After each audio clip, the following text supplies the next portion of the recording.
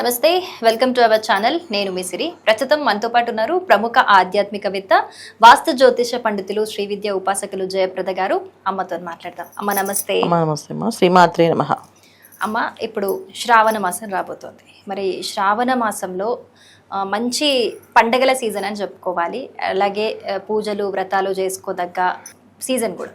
So సుహాసినులు ఎవరైతే ఉంటారో, నిండు ముత్తైదువులు ఎలాంటి నియమాలు పాటించాలంటారు శ్రావణ మాసంలో? అలాగే శ్రావణ మాసంలో పండగల ముందు ఈ ఇల్లు క్లీన్ చేయడం, బూజులు దులుపుకోవడం ఇవన్నీ చేస్తుంటారు. వాటికి కూడా ఏమైనా నియమాలు ఉంటాయా? అలాగే ఈ దేవుడి పటాలు శుభ్రపరచడానికి కూడా శ్రావణ మాసంలో ఏమైనా నియమాలు? తప్పకుండా శ్రావణ మాసంలోనే చేయాలని ఏం లేదన్న, మనం ఆషాఢ మాసంలో చేసుకోవచ్చు. ఒక రోజు ముందు రోజు మనం చేసుకుని పెట్టుకోవచ్చు. ఇదంటే ఆ రోజు చేయలేదు. ముఖ్యంగా ఏంటంటే ఇక్కడ శుభ్రత అనేది ఎప్పుడు పాటించాల్సింది. ఇది ఒక మాసంలో చేస్తే కాదు, ప్రతిరోజు శుభ్రత ఉండాల్సింది. ఇప్పుడు మన ఇల్లు ఎంత శుభ్రంగా ఉంచాలనుకుంటామో దేవుడి దగ్గర కూడా అంతే శుభ్రంగా ఉంచుకోవాలి. ఇప్పుడు దేవుడి దగ్గర విగ్రహాల దగ్గర ఏదైనా నూనె వెలిగినా, నెయ్యి ఒలిగినా, కాసేమైనా అటు ఇటుగా మన అగరవత్తులది బూడిద పడినా ఇవన్నీ వెంటనే క్లీన్ చేసేసుకోవచ్చు. వాటికి వారం వరకు వెయిట్ చేయని అవసరం లేదు. వెంటనే శుభ్రంగా దేవుడు రూమ్ అనగానే శుభ్రంగా పొద్దున్నే లేచి శుభ్రంగా దేవుడి గది శుభ్రంగా తుడుచుకున్నట్టుగా దేవుడి మీద ఫోటోలు పెట్టిన ఆ ఫ్రేమ్ ఏదైతే మనం ఉంటుందో ఆ గట్టు అది కూడా శుభ్రంగా తుడుచుకోవాలి. చాలా మంది ఆ పేపర్ వేసేస్తారు, ఆ పేపర్ తీయకుండా మళ్ళీ వారం కొంచెం పేపర్ తీయాలనుకుంటారు. అలా లేదు, పేపర్ కొంచెం ఏదైనా పడింది అంటే అది వెంటనే తీసేయాలి. అయితే మంగళవారము శనివారాలు మాత్రం చేయకుండా మిగతా రోజులు చేయొచ్చు. మంగళవారం శనివారం చేయకూడదు. మంగళవారం కానీ శుక్రవారం కానీ చేయకూడదు. శనివారం కాదు. అంటే ఇంట్లో క్లీనింగ్ కూడా చేయకూడదు. మంగళవారం శుక్రవారం ఇంట్లో క్లీనింగ్స్ చేయకూడదు ఏంటి. ఆ తప్ప మిగతా రోజులు చేసుకోవచ్చు. మంగళవారం పూట మనం బూజులు దుప్పడం కానీ వాళ్ళ పనులు ఏం చేయకుండా మిగతా రోజులన్నీ కూడా చేయొచ్చు. రెండోది ఏంటంటే శ్రావణ మాసం అనగానే వరలక్ష్మి వ్రతానికి మాత్రమే అమ్మవారిలా రెడీ అయిపోయి ఆ రోజు మాత్రమే శుభ్రంగా పూజ చేసుకుంటాం అంటే కుదరదు. శ్రావణ మాసం అంటే ఆ మాసం అంతా కూడా మహాలక్ష్మి ప్రతి ఇంట్లో చూస్తుందంట. ఏ ఇంట్లో ఆవిడ ఎప్పుడు వస్తుందో తెలియదు. వరలక్ష్మి వ్రతానికే వస్తుందని కాదు, వరలక్ష్మి వ్రతం రోజున అందరూ నిష్టగా పూజ చేసుకుంటూ చాలా మంది అమ్మవారి కథ చెప్పినట్టుగా ఆ రోజు ఈ కథ నియమం ఉందిగా చేస్తాం. కానీ మా విషయంలో ఏంటంటే శ్రావణ మాసం అన్నా కానీ ప్రతిరోజు ఇంటి ముందు అందమైన ముగ్గు ఉండాలి. ఇంటి గుమ్మాన్ని పసుపు రాసి చక్కగా బొట్లు పెట్టి గుమ్మం నిండుగా కనిపించాలి. ఎందుకంటే లక్ష్మీ అమ్మవారి అనుగ్రహం కావాలి అంటే, ఆవిడ అడుగు పెట్టాలంటే ఆ ఇంట్లో గుమ్మంలో ముగ్గు ఉంటేనే ఆ ఇంటికి వస్తుంది ఆవిడ. అది చాక్ పీస్తో కాకుండా ముగ్గుతో వేయాలి. సో ముగ్గుతో అందమైన ముగ్గులు వేస్తే ఖచ్చితంగా అమ్మవారు వస్తుంది. ఈ ముగ్గులు వేసినప్పుడు పక్కన చెప్పులు స్టాండ్లో చెప్పులు గిప్పులు లేకుండా చూసుకోండి. అవి కొంచెం నీట్గా పక్కన పెట్టేసి ఒక ఆర్గనైజ్గా పెట్టుకొని ఆ గుమ్మానికి ఎదురుకుండా ఏమి ఉండకుండా చక్కగా ముగ్గు మాత్రం కనిపించేటట్టుగా చూడగానే ముగ్గు కనిపించాలి, అలా ముగ్గు వేసుకోవాలి.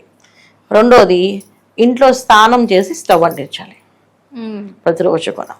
ఎందుకంటే శ్రావణ మాసంలో ముఖ్యంగా సువాసిని వరలక్ష్మి వ్రతం పూజ చేసుకోవాలనుకున్న వాళ్ళు, ఇది వ్రతం అంటే నోము కింద లెక్క. నోము అంటే ఏంటంటే దానికి ఆచరించవలసిన నియమాలు పద్ధతులు ఎక్కువ. స్నానం చేసి స్టవ్ అంటించాలి. ఇప్పుడు చాలా మంది ఇంట్లో దీపం పెట్టాలి అంటారు కదా. ఇంట్లో దీపం అంటే ఏంటంటే అగ్నేయంలో వెలిగించే దీపాన్ని ఇంట్లో దీపం.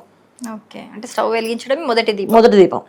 అందుకని ఆడవాళ్ళని స్నానం చేసి ఆ దీపం వెలిగించే. పూర్వం ఏంటంటే పొయ్యికి కూడా మంచిగా ఆవు పేడతో అలికి ముగ్గు వేసి బొట్టు పెట్టుకొని అప్పుడు ఆ పొయ్యి వెలిగించేవాళ్ళు. ఇప్పుడు మనం ఒక గ్యాస్ స్టవ్ కదా, సో గ్యాస్ స్టవ్ దగ్గర ఏం చేస్తాం, కొంచెం పసుపు వేసి ఇలాగా రాసి కాస్త ఒక బొట్టు పెట్టి మొదటి పాలుతో ప్రారంభం చేయాలి. ప్రతిరోజు కూడా శ్రావణ మాసం అంతా కూడా మొదటి పాల గిన్నెతో ప్రారంభం చేయాలి స్టవ్ మీద. అది చేస్తే మన ఇంట్లో సిరి తాండవం చేస్తుంది, అంటే మహాలక్ష్మి తాండవం చేస్తుంది చక్కగా. సో పాల గిన్నె ఎప్పుడు పాలతో పెట్టడం, ఆ గిన్నె పెట్టినప్పుడు కాస్త పసుపు రాసి బొట్టు పెట్టి ఆ గిన్నె పెడితే ఇంకా మంచి విశేషం. మనం కూడా ప్రతిరోజు నీళ్ళలో ఇంత చిటికెడు పసుపు వేసుకొని స్నానం చేస్తే ఏ దోషం లేకుండా పోతుంది. సో ఇలా చేయాలి ఆ శ్రావణ మాసంలో. ఎక్కడైతే ఇంట్లో వాదనలు ఉంటాయో, అంటే భార్య భర్త ఇద్దరు వాదించుకుంటుంటారో, పిల్లలు ఎక్కువ ఏడుస్తూ ఉంటారో, ఎక్కువ ఆర్గ్యుమెంట్స్ జరుగుతూ ఉంటాయో, అక్కడ స్త్రీ నిలబడదు. మనం ఎంత చేసి అవి చేయలేదు అనుకోండి, సో నిలబడదు. సో ఇక్కడ మనం చేయాల్సింది ఏంటంటే శ్రావణ మాసంలో ఏ విషయమైనా ఒక పేపర్ మీద రాసి తర్వాత మాట్లాడుకుందాం అని చెప్పి పక్కన పెట్టేసి ఆ ఒక్క మాసం అంటే మనం ప్రతిరోజు పాటించడం అనుకోండి. అందుకే శ్రావణ మాసం ఒక్క మాసం పాటిస్తే ఇంకా సంవత్సరం అంతా పాటించినట్టు ఉంటుంది. ఈ సంవత్సరం అంతా ఈ మాసం అంతా ఏంటంటే భర్తతో ఆర్గ్యూ చేయకూడదు. చాలా మంది ఏంటంటే వరలక్ష్మి వ్రతం రోజునే కాలు కడిగేసి బొట్టు పెడతారు వాళ్ళకి ఏంటి, వాళ్ళని పూజిస్తారు. కానీ శ్రావణ మాసం అంతా చేయాలి. ఎందుకంటే మనకి లక్ష్మీ అమ్మవారిని చూస్తే విష్ణుమూర్తి పాదాలతో అలా పట్టుకుంటూ నొక్కుతూ ఉంటుంది ఆవిడ ఎప్పుడు ఎల్లవెళ్ళ అవును, సేవ చేస్తూ ఉంటుంది. అందుకని ఆ మాసంలో మనం శ్రావణ మాసంలో కనీసం భర్తకి ఎదురు చెప్పకుండా భర్త కాళ్ళు దండం పెట్టుకుంటామా కాళ్ళు కడుగుతామా అనేది మన ఇష్టం, వాళ్ళ అభిప్రాయాలు బట్టి ఉంటుంది. కానీ వాదించకుండా ఉండడం, గొడవ పెట్టుకోకుండా వాదించకుండా ఉండడం, ఆర్గ్యుమెంట్స్ చేసుకోకుండా ఉండడం చేస్తే చాలా విశేషం.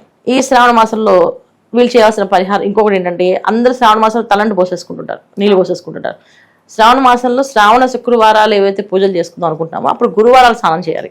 శుక్రవారం పొద్దునే స్నానం చేసి ఆ తలని దులపకూడదు ఇంట్లో, ఆ వెంట్రుకలు పడతాయి ఇంట్లో, ఆ నీళ్లు పడతాయి, అవి మంచిది కాదు. ఎందుకంటే ఆవిడ తెల్లవారే 6 గంటలకల్లా దీపం ఉండాలి ఇంట్లో, ఆవిడ ముగ్గు ఉండాలి. సో అలా ఉండాలి అంటే మనం పొద్దున్నే లేచి స్నానం చేయాలి, తలస్నానం చేయాలంటే గంట పట్టేస్తుంది అందరికీ. సో గురువారం స్నానం చేసుకొని శుక్రవారం పొద్దున్న జడ వేసుకోవాలి, చక్కగా జడ వేసుకొని తలలో ఇన్ని పువ్వులు పెట్టుకోవాలి. కంపల్సరిగా పువ్వులు లేకుండా అమ్మవారి దగ్గర పూజ చేయకూడదు. ప్రతి ఆడబడుచు ప్రతి అమ్మాయి పొద్దున్నే లేచి స్నానం చేసుకుని జడ వేసుకొని ఒక పువ్వేలా తలలో పెట్టుకొని వంటింట్లో వంట వరకు భగవంతుడి సేవ వరకు పువ్వులు ఉండాలి తలలో. తర్వాత ఆఫీస్కి వెళ్ళినప్పుడు తీసేయచ్చు మీ ఇష్టం, కానీ మామూలుగా అయితే పువ్వులు ఉండాలి. ఈ శ్రావణ మాసం ముఖ్యంగా చేస్తుంది తలలో పువ్వులు, కాళ్ళకి పసుపు, ఇవి కంపల్సరీగా ఉండాలి సువాసనలకి. ఇది ఉంటే ఈ శ్రావణ మాసంలో చేసే వ్రతాలన్నీ కూడా ఫలిస్తాయి వాళ్ళకి. ఒక్కరోజు చేస్తే కాదు, అన్ని రోజులు మొత్తం ఫలిస్తాయి. రోజు పసుపు రాసుకోవడం, ఇంత పసుపు వేసుకుని స్నానం చేయడం, తలలో పువ్వులు పెట్టుకోవడం, ఇవి చేయాలి. ఇక వరలక్ష్మి వ్రతం రోజున వ్రతానికి కావాల్సిన ఆచారాలు ఏంటంటే, ఎవరి ఇంట్లో ఆచారం వాళ్ళు. కొంతమంది ఇంట్లో 5 రకాల పిండి వంటలతో ఆచారం ఉంటుంది, కొంతమందికి 9 రకాలు చేస్తారు. సో కొత్తగా పెళ్ళైన దంపతులు మాత్రం 5 ఏళ్ళు వాళ్ళకి 9 రకాల పిండి వంటలు ఉంటాయి. సో బ్రాహ్మణ్ణి పిలిచి భార్యాభర్తలు ఇద్దరు కూర్చొని వ్రతం చేయించుకొని బ్రాహ్మణికి దానం ఇవ్వాలి. 9 పూరీలు, 5 గారెలు, 3 గుప్పెళ్ళు పులిహార ఒక పళ్ళెంలో పెట్టి ఆయనకి వాళ్ళకి స్తోమత కలిగి ఉంటే పంచ వస్త్రగణం ఖచ్చితంగా పెట్టి తాంబూలంగా ఇవ్వాలి బ్రాహ్మణికి. తర్వాత సువాసినికి ఒక తాంబూలం ఇవ్వాలి. అందరూ ఏం చేస్తారు, సాయంత్రం సువాసినికి తాంబూలం ఇస్తుంటారు. వరలక్ష్మి వ్రతం రోజున ఒక అమ్మవారిని వరలక్ష్మి అమ్మవారిగా కూర్చోబెట్టాలి మనం. అంటే భోజనం పెట్టి వస్త్రదానం చేయాలి ఆవిడకి. చీర, జాకెట్, పళ్ళు, పసుపు కుంకాలు, తోరం పూజ ఉంటుంది మనకి రోజున. తోరం కట్టడం, అమ్మవారికి ఒక తోరం, వీళ్ళకి తోరం కట్టుకుంటారు, ముత్తైదుకు తోరం కడతాం. ఇది చేయాలి. ఏంటి తాంబూలాలు ఇచ్చినప్పుడు దాంట్లో పసుపు కుంకాలు, శనగలు, పళ్ళు, 2 రకాల పళ్ళు ఉండాలి ఏవైనా సరే. ఒక దానిమ్మ, ఒక యాపిల్ ఉండొచ్చు, అంటే 2 బొత్తాయి పళ్ళు పెద్ద ఉండొచ్చు, ఒక కమలాపండు ఉండొచ్చు, అరటిపండు కాకుండా ఇవి పళ్ళు ఉండాలి. జాకెట్ బట్ట మనం కుట్టించుకునే విధంగా ఉండాలి. అంటే ముత్తైదు పెట్టామంటే ఆ బ్లౌజ్ వాళ్ళు కుట్టించుకునే విధంగా ఉండాలి తప్ప ఏదో నామకే వాస్తే పెట్టినట్టు బ్లౌజ్ పీస్ పెట్టకూడదు. అలాగే ఒక చీర పెట్టినా సరే వాళ్ళు కట్టుకునే విధంగా ఉండాలి తప్ప ఏదో నామకే వాస్తే చీర పెట్టినట్టు ఉండకూడదు. అలాంటివి పెట్టండి, అవి తాంబూలం పెట్టాలి. ఇక గాజు కప్పులు కానీ, సీసాలు కానీ, ప్లాస్టిక్ డబ్బాలు కానీ ఇలాంటివి ఏమి ఇవ్వకూడదు. ఇవన్నీ ఇస్తే మనకేం ఫలితాలు ఉండవు, ఇవి ఇస్తే ఫలితం ఉంటుంది. నవగ్రహ శాంతి జరుగుతుంది. శనగలు, చలివిడి, స్వీట్ వంటి చలివిడి. ఒకప్పుడు పూర్వం చలివిడి చేసేవారు, చలివిడి దొరుకుతుంది మనకి. సో ఇంత చలివిడి ఉండలు, చలివిడి, శనగలు, పండు తాంబూలం, తమలపాకులు, ఒక్క, ఖర్జూరం, పసుపు కొమ్ములు, జాకెట్ బట్ట, కుదిరితే చీర కొన, ఇవి తాంబూలం ఇవ్వాలి ముత్తైదుకి. ఇలా ఇస్తే వరలక్ష్మి వ్రతం పూర్తిగా పరిపూర్ణం అవుతుంది. ఇక అలంకరణ విషయంలో అమ్మవారికి ఎవరి ఇంటి ఆచారం ప్రకారం అమ్మవారికి చీర కట్టే ఆనవాయితీ ఉంటే కట్టుకోవాలి. అందుకని వాళ్ళు కట్టారు మనం కట్టకూడదు. ఎందుకంటే వ్రతం నియమాలు ఏంటంటే ఇంటి ఆచారాలు ఉంటాయి, ఏ ఇంట్లో ఆచారం అదే పాటించాలి, మన ఆచారం లేనిది పాటించకూడదు. సో చక్కగా అమ్మవారికి పూజ, కలశం పూజ ఉంటే కలశ పూజ, లేదా అమ్మవారి విగ్రహం పూజ ఉంటే విగ్రహం పూజ చేసుకోవాలి. చేసుకుని నైవేద్యాలు పెట్టుకుని చేసుకోండి. ఆ రోజు నుంచి శ్రావణ మాసం ప్రారంభం నుంచి లాస్ట్ అమావాస్య, శ్రావణ అమావాస్య వరకు ఇంటికి ఏ ముత్తైదు వచ్చినా పసుపు కలిసి పంపించాలి. ఎందుకంటే అమ్మవారు ఏ రూపంలో వస్తుందో తెలియదు మనకి, ఎలా వస్తుందో తెలియదు, ఆవిడ ఏ రూపంలో వస్తుందో. వరలక్ష్మి వ్రతం రోజే వస్తుందని ఏం లేదు, అక్కడ ఏ రోజునే రావచ్చు, ఆవిడ ఇష్టం, అది ఆవిడ రావాలనిపించి వస్తుంది. అందుకని మనం ఏ ముత్తైదు అని ఇంటికి వస్తే గొప్పకొని ఇంత పసుపు కుంకుమ తాంబూలం ఇచ్చి పంపించాలి అమ్మాయిని, అలా ఉట్టి చేతిలో పంపించకూడదు. ఈ శ్రావణ మాసం అంతా పాటించవలసిన నియమాలు ఇవి. చాలా చక్కగా చెప్పారమ్మా, ధన్యవాదాలు. నమస్తే అమ్మా, శ్రీమాత్రే నమః.